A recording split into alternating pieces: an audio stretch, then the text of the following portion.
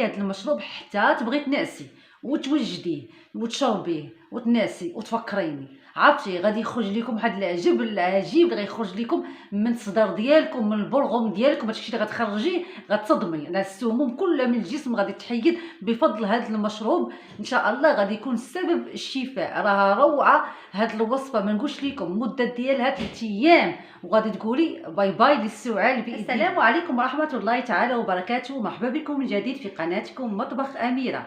اليوم ان شاء الله بالطلب ديالكم جبت لكم وصفتين لعلاج الكحه او السعال، مهما كان حاد مهما كان مزمن.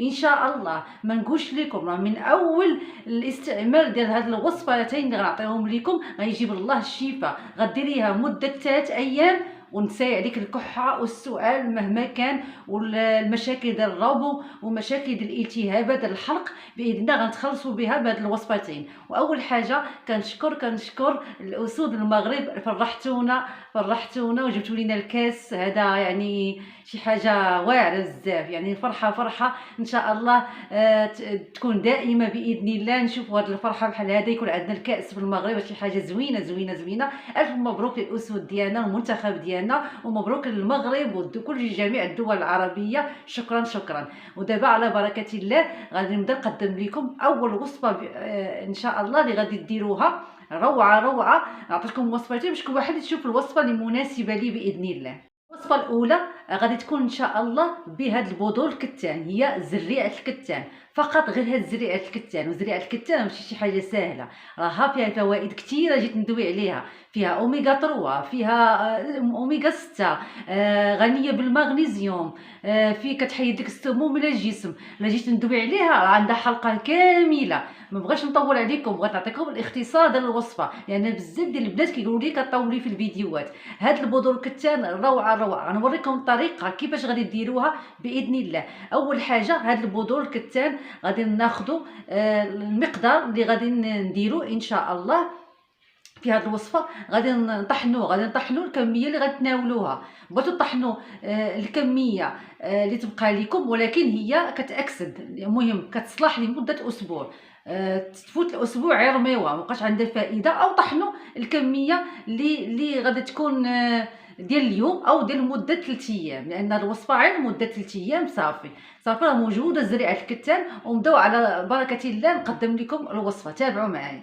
اللهم صل وبارك على سيدنا محمد وعلى اله وصحبه اجمعين. حتى نتوما صلوا على نبينا في التعليقات باش يكون ليا ولكم الاجر كذلك. هذه هي البذور الكتان. غادي نحتاج هاد البذور الكتان مطحونه باذن الله. قبل ما تطحنوها حبيباتي غير تحطوها في المقله، غير تسخنوها، ماشي تقليوها ولا تحرقوها، فقط غير تسخنوها وتدفيوها باش تحل لكم بسهوله. هي حبيباتي من بعد ما طحنتها كيف كتشوفوا، طحنت غير داك الكميه اللي غادي ندير بها المده ديال 3 ايام. فهمتوني؟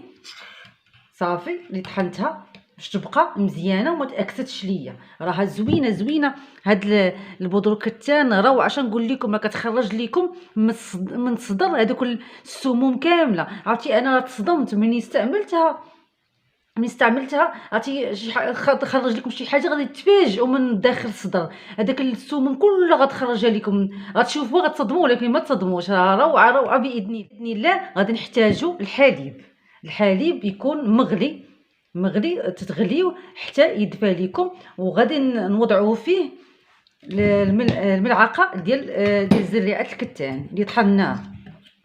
ناخذ ملعقه صغيره كيف كتشوفوا مملوءه ديال زريعه الكتان، وغادي نوضعها هنايا نديروها في الحليب. ونحتاج حبيباتي المكون الاخر، هي الحبه البركه ما يسمى بالسانوج. هي هذه الحبه السوداء غنحتاجوها. بالنسبه للحبه السوداء كتبقى اختياري، تقدري تضيفيها تقدري ما تضيفيهاش، ولكن الا جيتي دخلتي زريعه الكتان مع حبه البركه راه كتاخدي واحد المصدر غني بالفيتامينات. اش نقول لكم، غادي يولي عندكم باذن الله. اش نقول لكم، هادشي اللي غادي نديرو لكم راه احسن من انتيبيوتيك. غديروه وغتشوفوه روعه. غنحتاجو في ملعقه ما نديروش ملعقه كامله، فقط غير ربع ديال الملعقه ديال حبه البركه، وغنوضعوها في هذا الحليب وغادي نمزجوهم في الحليب. كاين اللي غتقول لي ما كنبغيش الحليب، هي الوصفه ناجحه بالحليب، انا مجرباها بالحليب كتعطي واحد النتيجه هايله. واللي كيقول لي ما كنبغيهاش اعتبريها دواء وشربيها، ما غاديش تشربيها واحد المده كبيره، غير فقط اليوم الاول على حسب على حسب السعال ديالك والكحه ديالك كي دايره. ممكن في الاول اليوم تحيد لك الكحه، تقدر في ثاني يوم، تقدر في ثالث يوم، على حسب يعني السعال ديالك كيفاش كاين. يعني ديريها ماشي مشكل، اعتبريها دواء، ماشي تبقى تقولي لا ما بغيتش الحليب، ولا كنتي شايفه راسك ما قبلتيش الوصفه انك تحيدي الحليب. ديري الماء يكون سخون وضيفي فيه هاد المكونات وخلطيه بهذا الشكل. حبيباتي غتناولي هذا المشروب ديال الحليب اللي فيه زريعه الكتان وحبه البركه، غتمشي غتبقى تخلي هذا المشروب حتى تبغي تنعسي وتوجديه وتشربيه وتنعسي وتفكريني. عرفتي غادي يخرج لكم واحد العجب العجيب اللي غيخرج لكم من الصدر ديالكم، من البلغم ديالكم، هادشي اللي غتخرجيه غتصدمي. السموم كلها من الجسم غادي تحيد بفضل هذا المشروب. ان شاء الله غادي يكون سبب الشفاء. راها روعه هاد الوصفه، ما نقولش لكم المده ديالها 3 ايام وغادي تقولي باي باي للسعال باذن الله. ودابا حبيباتي غادي نوريكم الوصفه الثانيه، حتى هي غادي نوريها لكم، حتى هي زوينه. اش نقول لهم، اش نقول لكم، هذه ضربه وحده للسؤال. تابعوا معايا وما تنساوش حبيباتي لايك الفيديو والبارطاج باش كلشي يستافد، وبلغوا بها المرضى ديالكم محتاجين هذه الوصفه باش يكون ليا ولكم الاجر كذلك.